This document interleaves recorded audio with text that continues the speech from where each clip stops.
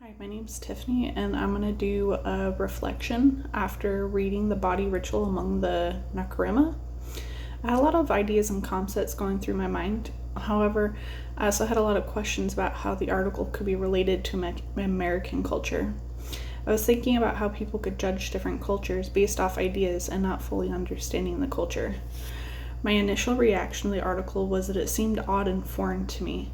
I didn't understand how someone could have a shrine that they would worship and a daily ritual that they would follow. After really thinking about it, I began to realize that the daily rituals were just an everyday task that any normal person would do. The article made everything seem foreign when it was really just common things, like the shrine was a metaphor for a bathroom, medicine cabinets were described as chests or charm boxes, doctors were referred to as medicine men, dentists as holy mouth men, and therapists as witch doctors. Reading it sounds so foreign and crazy, but when reflecting about it and what it all really meant, you could see that it was all just normal daily tasks that everyone does. After more reflection, it helped myself understand that things about cultures might seem different to me, but because I might not fully understand things about the culture, not having a cultural perspective and seeing what other cultures do aside from my own can seem foreign. But they shouldn't be judged for the things that they do because it works both ways. Choosing a form of communication pattern, I chose a form of social media such as online dating. Dating apps like Tinder or Plenty Fish are just a couple of examples of dating apps. This is a common communication pattern in society today because many people use social media as a form to communicate to new people and possibly even their future significant others.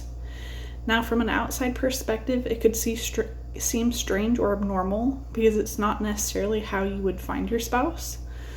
But this form of communication is specific to the US worldviews and values because of how much technology and social media has taken over. Most communication now is through social media and technology. Social media and dating apps like Tinder and Plenty of Fish have changed throughout history because we have had technology and they don't meet people through the internet or using technology. You couldn't create a profile showing what kind of relationship you wanted or the traits that you were specifically looking for. Before we had technology, you'd have to meet the person in real life and form a relationship with the person to find out exactly what traits they had to offer in the relationship. Dating apps are considered normal today for people who use them specifically. My generation is one of them, and generations after me, because it has become the new normal. Online dating apps have changed over the years because they now make apps that are specific to certain groups, like Farmers Only. Farmers Only is a dating app that's used for people who basically live on a farm or love the farm. It's designed for a specific type of person. Other apps like Christian Mingle do the same thing. They target the Christian audience and get people with the same belief system on the app for others to choose from. This is a change in history because before you would have to get to know someone in person and get to know them, as I stated before. These changes to the US culture can both be seen as beneficial and detrimental, but are mostly beneficial. Using social media can help meet long-term friends and meet a significant other, and it does not have long-term damage to our society. It's more of a tool to help people who are looking for something specific in a relationship. According to statistics and research from statistics.com, there's a social media generator used. They showed that in September of 2019, Tinder reported an audience that reached 7.89 million users, and in March 2020, with roughly 59 million visits during the month. Social media users can be seen as culture, while those who are using online social media dating apps as a microculture.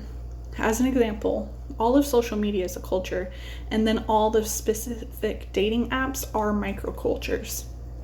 From an outside perspective, it can seem as detrimental because of the amenities that come with finding relationships with the use of social media and meeting somebody more traditionally to meet a significant other. I think that the reading has allowed me to open my mind about other cultures and groups, not to be as judgmental and understanding what other people do and believe in. And just because they're different from what I do or believe in doesn't make them wrong. Thank you.